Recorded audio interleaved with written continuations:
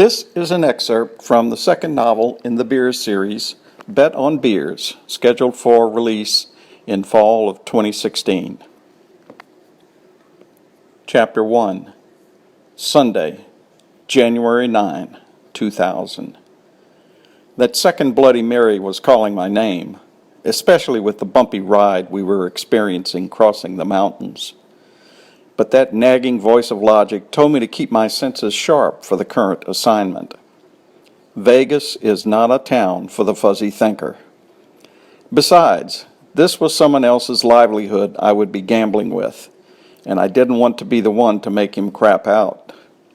I'm speaking, of course, of my boss, Johnny Scalabrino, owner of the La Scala department store chain, one of which was right on the Vegas Strip. That was my destination. For the record, I'm James A. Bierzovich. You can call me Jab. Most people, the lazy sort, call me Beers. I would prefer Jab. When I look in the mirror, I see a young James Garner with the droll wit of Jack Benny. My buddy Freddie once compared me to Mo Howard. Not for the hair, I'm certain, because I've stopped having my barber use the thinning shears. Nature is taking care of that task. At a mere quarter-inch short of 2 yards, I feel like an imposing male specimen, towering over the diminutive Fred Skelton by a good 2 inches. Of course, he thinks he's got animal magnetism, whatever that is, a trait I lack. Sure, he's an animal, a horn dog, whereas I consider myself a gentle basset hound. I get the ladies, just not at the breakneck, use and discard pace Freddie employs. Fresh off successfully unraveling a plot to sabotage business at La Scala's flagship store in Minneapolis, I was headed to Sin City to thwart further corporate plundering, specifically the disappearance of items from La Scala's casino store. I'm chief of security at the downtown Minneapolis store. Not that I'm a security expert, you see. I sort of fell into the job as an escape from my sports writing career, which seemed pointless beyond all common sense. On the wrong side of 40, I decided to make a break for it and jumped off the cliff into the world of retail. Less than a year on the job, I had become a hero within the last month, after helping capture a store's saboteur. Okay, so I had a little assistance and didn't logically deduct the solution like Sherlock Holmes would. I'm a firm believer in common sense. It's the thing that helps me decipher the mysteries of life, put them in perspective, separate the real from the unreal.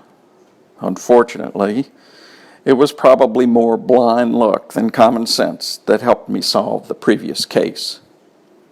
When Johnny, we're on a first-name basis now, asked me to come to Vegas and fix things at the casino store, I jumped at the chance.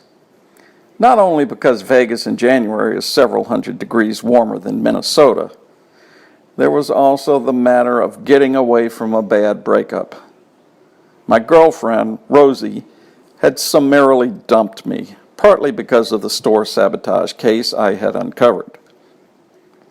The people behind the disruption caused damage to merchandise and my relationship with Rosie at the same time. Devious bastards. I consoled myself with the notion that they were serving hard time in a Siberian concentration camp, or somewhere equally as cold. Coming into Los Angeles, bringing in a couple of keys. Arlo Guthrie was crooning in my cranium. I wasn't flying into L.A., and I certainly didn't have any pot in the suitcase. That was the thing about the record player in my head. It queued up random tunes sometimes on my mental turntable. That's the hazard of being a rock music collector. The songs collect both on my shelves and in my subconscious. Over the years, I've rescued thousands of LPs, tapes, and cassettes from ungrateful owners at garage sales and thrift shops for pennies on the dollar. The collection constitutes a history of the golden era of rock, the 60s and 70s. It fills one wall of my apartment and a spare bedroom I can hardly walk in. To my chagrin, there are few career paths for rock historians. As the plane set down, I wondered whether Vegas was really a musical town, despite the ubiquitous presence of Elvis.